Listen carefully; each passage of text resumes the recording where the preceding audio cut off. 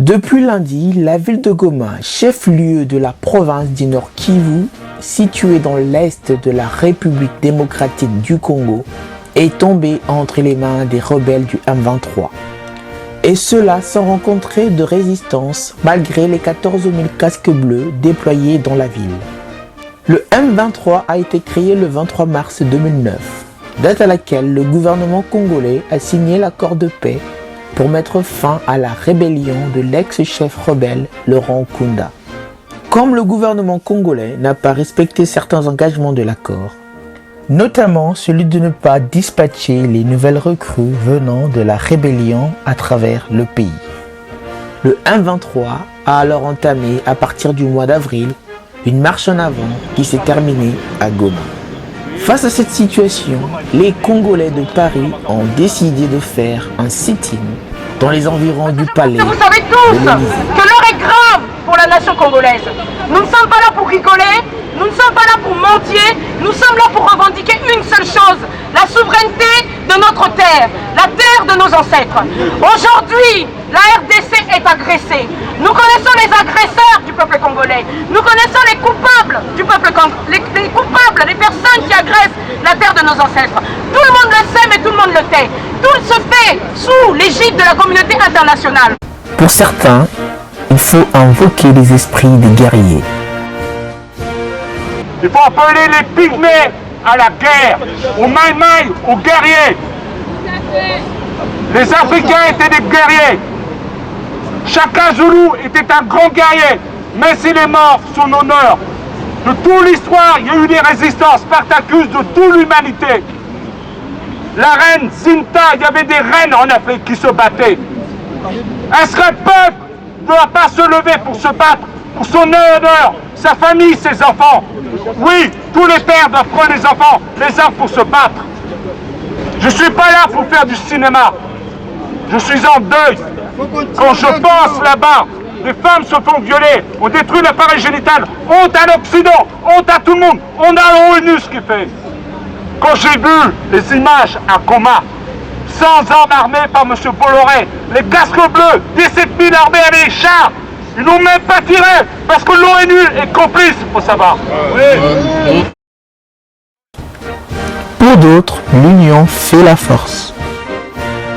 Donc, Tolingana, qu'on soit unis pour le pays. On n'est pas aimé, on doit être unis pour tout ce que nous avons. Si on est désunis, on n'arrivera jamais à sauver le Congo. Et pour les clans, les partis, les associations, combattants, oui, tel parti, on n'est pas là pour les partis, on n'est pas là pour la politique. On doit être unis pour le pays. Alors que les photos des victimes circulent, un manifestant très déterminé essaie de redonner la foi à la foule. Alors celui qui ne croit pas en ce qu'on fait, c'est très bien. Il y a des gens qui ne pourront jamais effacer leur passé. Ceux qui ne viennent pas venir vers nous, le Magma Gandhi disait ceci: si une personne veut aller au progrès, qu'il y a une autre personne qui n'est pas d'accord, si tu suis la personne qui n'est pas d'accord, tu participes au sous-développement.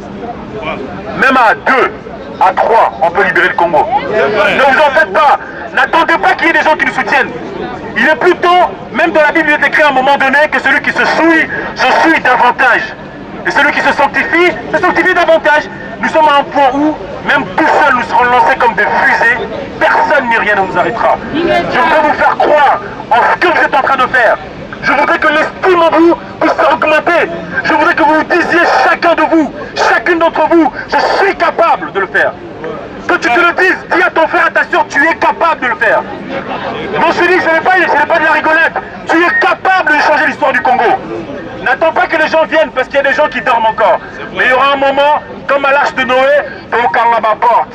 Il n'y aura plus d'accès. Ingeta. Lors de cette manifestation, la jeunesse a fait entendre sa voix. Alors moi, je voudrais tout d'abord m'adresser à la jeunesse. Parce que depuis tout à l'heure, on parle des grandes personnes, je suis tout à fait d'accord avec vous. Mais je pense que la jeunesse aussi a un mot à dire. On est tout le temps sur Facebook, on est tout le temps sur BBM. Demain, il y a une marche qui commence à 14h jusqu'à, on verra, ça commence à Château-Rouge. Donc moi, je voudrais que toute la jeunesse qu'on voit en boîte, la jeunesse qu'on voit dans les fêtes d'anniversaire, la jeunesse qu'on voit avec des mini-jupes dans les photos sur Facebook, je vous appelle toutes jeunes filles, toutes les jeunes filles, tous les garçons à être présents demain. Guerre, Donc, je dis à tout le monde, venez avec nous marcher demain. Ne parlez pas rien pour parler sur Facebook. Parce que j'en vois beaucoup qui disent « Oh, mon pays est en guerre. Oh, ça me fait de la peine. » Mais on ne vous a pas vu. Vous n'êtes pas là. On n'est même pas plus de 100 personnes. Est-ce que vous trouvez ça normal? Depuis tout à l'heure, je me contiens. Mais moi, ça me fait mal au cœur de voir des lâches comme des Congolais. Ça parle beaucoup, beaucoup de blabla. Moi, je suis comme ça, je suis comme ci. Et entre-temps, votre nation meurt. Ce n'est pas normal. Pour le Congo, les mains en l'air. Pour le Congo, les mains en l'air. Pour le Congo, les mains en l'air. Combattant jusqu'à la mort. Combattant jusqu'à la mort. Combattant jusqu'à la mort.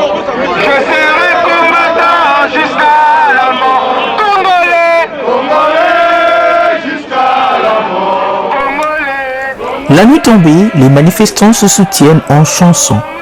Mais avant de quitter la manifestation, les derniers mots reviennent au cadre du mouvement. Mais justement, il faut qu'on crée une structure viable, qu'on ait des stratégies vraiment impeccables. Mais je ne pense pas que c'est ici qu'on doit donner ce genre de stratégie. Mais vraiment, il y aura des actions concrètes qui vont se faire sur le terrain. Parce que le combat, c'est là-bas qu'il doit se faire, pas ici. Mais c'est des mascarades. C'est les gouvernements fantoches, comme on dit. Il n'y a pas de gouvernement. Moi, je ne reconnais pas Hippolyte Kanambe Kabila en tant que président. Le seul président qui est élu par les peuples, c'est démocratiquement, c'est M. Etienne Tshisekedi. C'est la voie démocratique. Kabila, je ne les connais pas, je ne les reconnais pas en tant que président. C'est un usurpateur. Deuxièmement, son gouvernement, ce sont des gouvernements fantoches.